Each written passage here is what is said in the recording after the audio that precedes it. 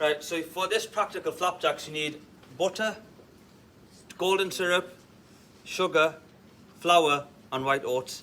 Now the first thing that we need to do is turn the oven on to 180 degrees, and you need to make sure that you know the lines at the top and bottom are straight lines.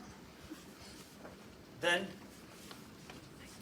we weigh out the margarine. So if you look at the scales here, you need to make sure that they're set to 0. Now if you look at this has got like a oval shape, so that rests on top of the scales. Ensure that's set to 0 by turning the dial. So these scales, you have to manually adjust this to 0. This one here, you press this on and then it should become 0. So that needs to be set to grams, right, 0 grams. Then we place the butter, 100 grams, stop recording. 100 grams of butter. Now the butter that you will buy will be 100 grams. You can buy the 100 grams block. This one's 500, so I've used half. So I place that, that's 210. So that gives me an idea how much I need to cut. So roughly half of this, that should be about 100 grams. So cut that. Now you need to make sure this butter is not frozen. It's in the fridge. Place that in there, 103. That'll do. Place that into a mixing bowl. Now you can cut this so it's easier to melt. Right, so I'll just cut that into pieces. Then we measure 50 grams of sugar. So I'll use this sugar.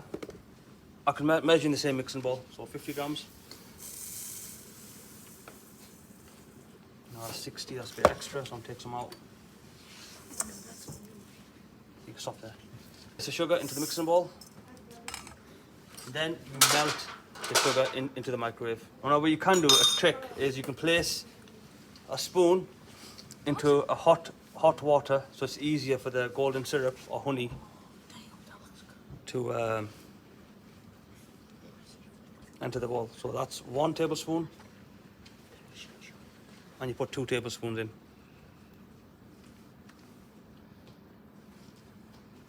Right, after you put 2 tablespoons of honey or golden syrup into the bowl, then you place this in the microwave. Next step is you mix this so it's melted. So you've got butter, sugar and golden syrup. Then in the same mixing bowl, set that to 0. We measure 25 grams of flour. In the same mixing bowl, I would, saves washing up, measure 150 grams of oats.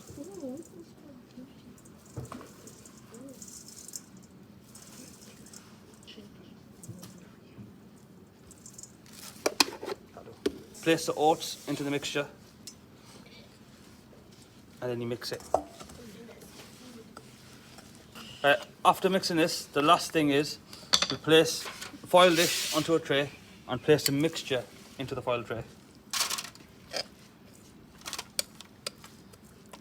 Next step is you need to make sure that this is compressed. This is the most important step in the process. This has to be patted down and compressed evenly because you want this to cook, bake at the...